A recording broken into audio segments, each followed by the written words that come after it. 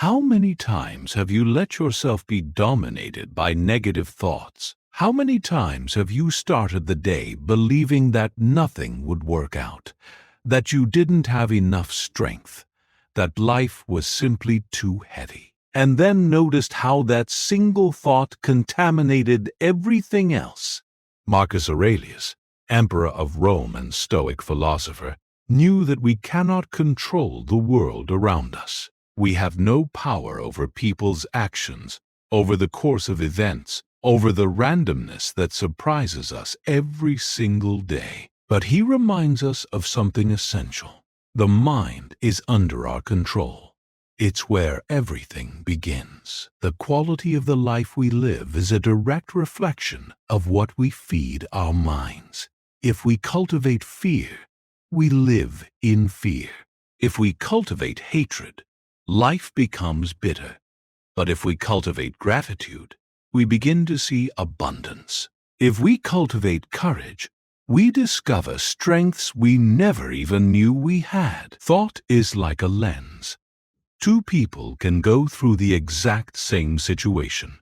One sees only tragedy, while the other sees an opportunity for growth. The fact is the same, but the interpretation changes everything. And as Marcus Aurelius said, the happiness of our life depends on that interpretation, on the quality of the ideas we allow to flourish within us. The problem is that many times we are hijacked by our own minds. Allowing negative thoughts to grow is like letting weeds take over a garden.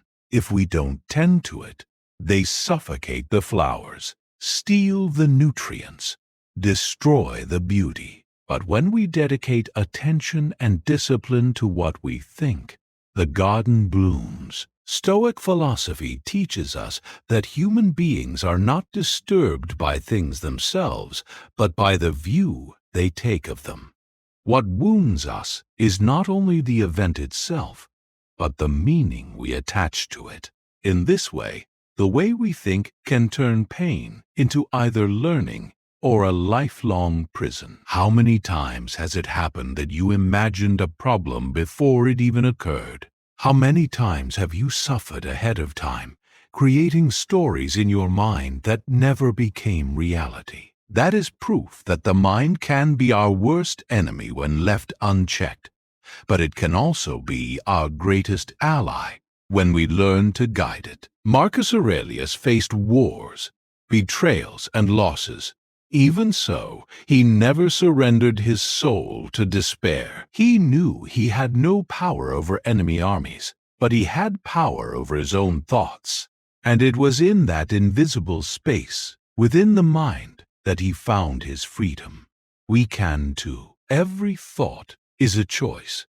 We can feed doubt or confidence, fear or courage, resentment or gratitude. And that choice, made over and over again throughout the days, shapes who we become. Maybe life isn't as heavy as it seems.